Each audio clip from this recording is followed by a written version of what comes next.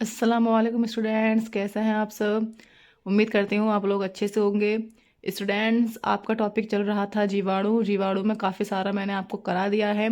आज की इस वीडियो में आपको बताऊंगी जीवाणु का आर्थिक महत्व।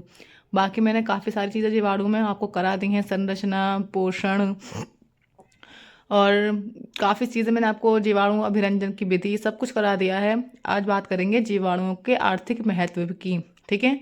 देखिए, जीवाणु से मनुष्य जाति को लाभ भी पहुंचता है और हानि भी पहुंचती है। देखिए, जीवाणु से काफ़ी सारी बीमारियां मनुष्य को होती हैं। ठीक है, उससे क्या होता है, हानि होती है। कभी कभी बीमारी इतनी ज़्यादा घातक हो जाती है कि मनुष्य की मृत्यु भी हो जाती है, जिसकी वजह एक जीवाणु बनता है। ठीक है। लेकिन कभी कभी जीवाणुओं से बहुत ज़्यादा लाभ भी पहुंचता है। तो यहाँ इस वीडियो में हम जीवाणुओं के पहले बात करेंगे लाभप्रद क्रियाएं की, उसके बाद बात करेंगे हानिकारक क्रियाओं की। ठीक है। देखिए, लाभ क्या क्या हो सकते हैं पहले आप समझ लीजिए, उसके बाद आप लिखिएगा लाभ कहाँ पहुंचता है। देखिए, हमारे जो वायुमंडल है इसमें काफ़ी सारी गैस होती हैं, ठीक है। लेकिन जो मनुष्य है वो क्या लेता है, सिर्फ ऑक्सीजन ग्रहण कर सकता है, इसके अलावा कोई गैस ग्रहण नहीं कर सकता। और पौधे कौन सी गैस ग्रहण कर सकते हैं, कार्बन डाइऑक्साइड। लेकिन नाइट्रोजन की भी ज़रूरत हमें होती है, लेकिन वो हम डायरेक्ट वायुमंडल से ग्रहण नहीं कर सकते। उसमें हम क्या करते हैं, पौधे क्या करते हैं, पौधे जीवाणु की सहायता से ही नाइट्रोजन को ग्रहण कर पाते हैं। कैसे, देखिए जीवाणु क्या करते हैं, जीवाणु नाइट्रोजन को नाइट्रोजन को अमोनिया या नाइट्रेट या नाइट्राइट में परिवर्तित करते हैं, जिसको हम नाइट्रोजन स्थिरीकरण भी कहते हैं। तो अमोनिया या नाइट्रेट या नाइट्राइट को में परिवर्तित करके फिर वो पौधों तक पहुंचाते हैं और फिर पौधों से वो नाइट्रोजन हम तक पहुंचती है। ठीक है। तो इसी प्रकार जीवाणु क्या होते हैं, हमारे लिए लाभदायक भी माने जाते हैं। तो पहले हेडिंग डालेंगे लाभप्रद क्रियाएं। उसमें हम पहले हेडिंग में लिखेंगे कि भूमि उर्वरता में वृद्धि। हेडिंग डालेंगे, पहले आप डालेंगे लाभप्रद क्रियाएं, फिर उसके बाद भूमि उर्वरता में वृद्धि। इसमें आप लिखिएगा भूमि से पौधों को निरंतर नाइट्रोजन वाले पदार्थ उपलब्ध कराने में। मैंने आपको क्या बताया कि भूमि पौधों को नाइट्रोजन की ज़रूरत होती है जो वो वायुमंडल से नहीं ले सकते। तो वो क्या करते हैं, भूमि से पौधों को निरंतर नाइट्रोजन वाले पदार्थ उपलब्ध कराने में सहयोग देने वाले जीवाणुओं को निम्नलिखित वर्गों में रखा गया है। ठीक है। ये क्या करते हैं, ये नाइट्रोजन वाले पदार्थ उपलब्ध कराने में सहयोग करते हैं। और वो जीवाणु कौन कौन से होते हैं, किन किन वर्गों में रखा गया है, वो हम इसमें जानेंगे। तो पहला आएगा अमोनिकारक जीवाणु। पहले डालेंगे हेडिंग अमोनिकारक जीवाणु।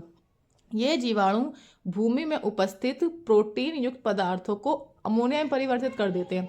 क्या करते हैं, जो प्रोटीन युक्त पदार्थ होते हैं उसको मैंने आपको क्या बताया, अमोनिया में परिवर्तित करते हैं, या नाइट्रेट में या नाइट्राइट में। तो ये क्या करते हैं, ये अमोनिया में जो अमोनिकारक जीवाणु होते हैं वो अमोनिया में परिवर्तित कर देते हैं।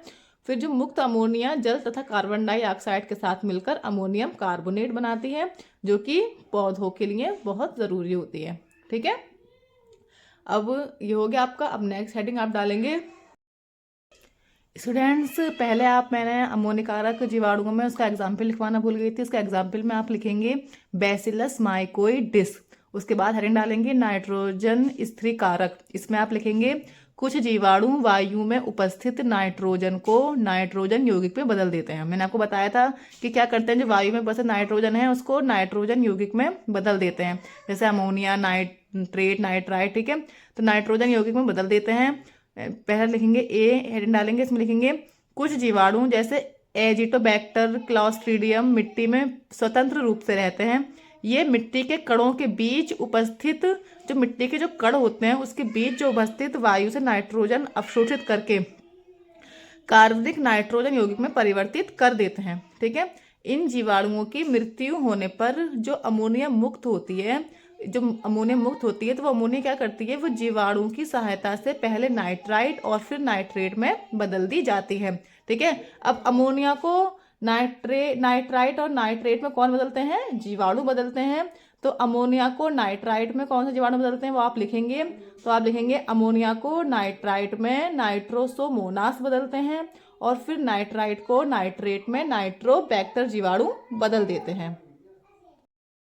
अब ये आपकी लाभप्रद क्रियाएं हो गई। इसके एक और रह गई है, वो है सहजीवी। सहजीव के बारे में आपको बता चुकी हूँ, एक बार आप समझ लीजिए, बाकी आप अपने अकॉर्डिंग उसको लिख सकते हैं। सहजीवी में हमारा आता है राइजोबियम। ये पहले भी मैं आपको बता चुकी हूँ। राइजोबियम क्या करता है, वो सहजीवी जीवाणु होता है, वो पौधों की हेल्प करता है और पौधे उसको रहने का स्थान देते हैं बदले में। सहजीवी यानी साझा करते हैं वो जीवाणु पौधों के साथ और पौधे जीवाणु के साथ। वो क्या करते हैं, वो पौधों की जड़ों में रहते हैं, जो जड़ों में गांठ पाई जाती हैं उसमें रहते हैं, और वो पौधे को नाइट्रोजन देते हैं और पौधे बदले में उसको रहने का स्थान देते हैं। ये मैं आपको अपने लास्ट वीडियो में बता चुकी हूँ।